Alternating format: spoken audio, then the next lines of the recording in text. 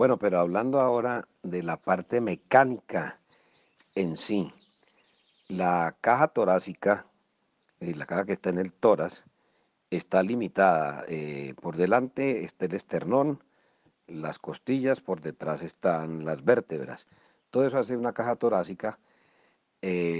Por arriba está, digamos, ya las estructuras del cuello y abajo está limitada por el diafragma. Entonces el diafragma, que es una membrana músculo-aponeurótica, está dividiendo el tórax del abdomen.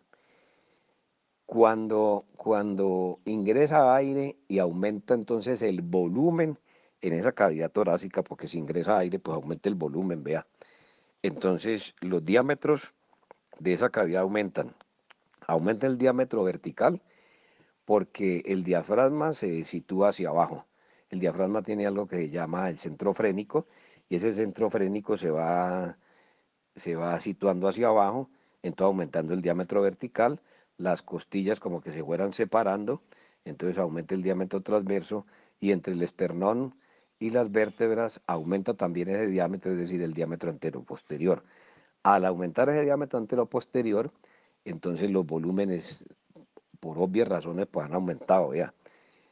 Pero la presión dentro de esa cavidad torácica ha disminuido.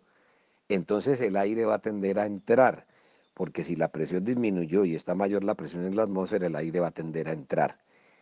Pero entonces el principal músculo de los pulmones, digamos, para que ocurra la ventilación es el diafragma, más o menos un 70% de la respiración, de la ventilación, se hace por el diafragma, de modo que el diafragma debe estar en buenas condiciones. Recuerden que el diafragma está inervado por el nervio frénico, raíces C3, C4, de modo que una lesión cervical, una lesión en médula cervical puede ser muy grave, puede ser muy peligrosa, una lesión que tenga que ver con raíces cervicales. Por eso mucho paciente que tiene accidentes, diversos traumas, etcétera, a ese nivel, tienen que ponerle un ventilador. ¿Por qué? Porque no puede ventilar, vea, porque su músculo principal, que es el diafragma, no va a tener la inervación adecuada, que es el nervio frénico, y entonces no va a tener una orden para poder hacer su contracción adecuada y aumentar por ende los diámetros y por ende aumentar el volumen y relacionado esto con la ley de Boyle, aumenta volumen, disminuye presión y entonces ingresa el aire. Hay que tener en cuenta algunas cosas especiales. Nosotros ingresamos un volumen, ese volumen se llama corriente. Ese volumen corriente, inspirar y expirar normalmente, equivale más o menos a unos 500 mililitros, es decir, medio litro de aire. Si usted quiere saber cuánto respira en un minuto, vea, pues usted lo que tiene que hacer es ver cuántas veces, qué número de veces respira en un minuto, y eso multiplicarlo por 500. Entonces, eso le da el volumen total de aire que usted ha respirado en un minuto. Pero resulta que usted además de eso puede respirar un poco más, es decir, usted puede decir, usted toma aire, pero usted tiene la capacidad para tomar un poco más de aire. Ese aire de más que usted puede inspirar se llama volumen inspiratorio de reserva, es una reserva que usted tiene. Pero en un momento dado usted también puede expirar, soltar más aire del que puede. Es decir, usted puede ir soltando aire y hacer un esfuerzo mayor y soltar más aire. Ese sería un volumen expiratorio de reserva. Bueno, entonces quiere decir que usted no solamente tiene el volumen corriente, sino inspiratorio de reserva y expiratorio de reserva.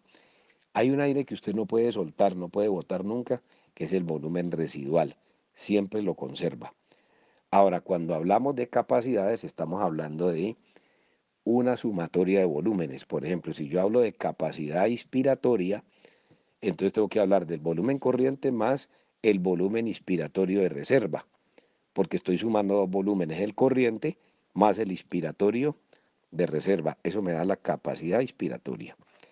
La capacidad expiratoria pues sería el volumen corriente más el volumen inspiratorio de reserva.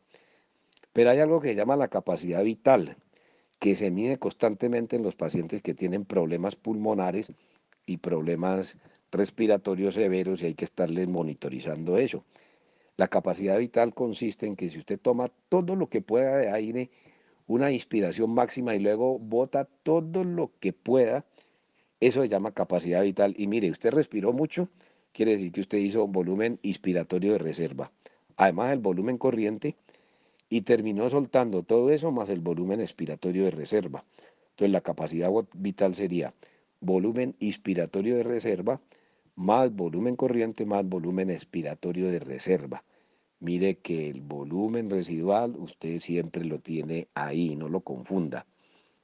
Hay algo que se llama espacio muerto. El espacio muerto, que se llama espacio muerto anatómico, y hay otro que se llama fisiológico. El anatómico consiste en el aire que está llegando desde la nariz, desde las vías aéreas superiores hasta los alvéolos, porque ya en los alvéolos es que hay el intercambio gaseoso. Entonces, toda esa parte de aire que no tiene que ver con el intercambio gaseoso se llama espacio muerto anatómico. Entonces, el espacio muerto anatómico equivale en los 500 mililitros que usted inspiró y expiró de volumen corriente, más o menos a 150.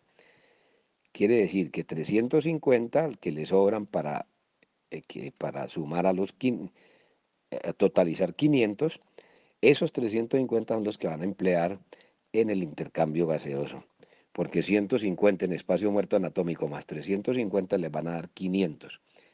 Mire, por ejemplo, que si usted está buceando a pulmón libre, usted se pone un snorkel, entonces ese tubito respiratorio va a hacer que el espacio muerto anatómico le aumente, vea, porque ese no le está dando nada para el intercambio y por el contrario le está aumentando la distancia entre el sitio donde está tomando aire hasta que llega a los alvéolos. Entonces, todo eso, si usted coloca ciertas ayudas en un momento dado, respiratorias, tiene que tener en cuenta que el espacio muerto se le puede variar. También hay el espacio muerto fisiológico, que es que aunque llegue el aire al sitio donde puede haber el intercambio, no hay intercambio porque las arterias, los capilares están colapsados, porque la presión cambia, porque los capilares están dañados, etcétera.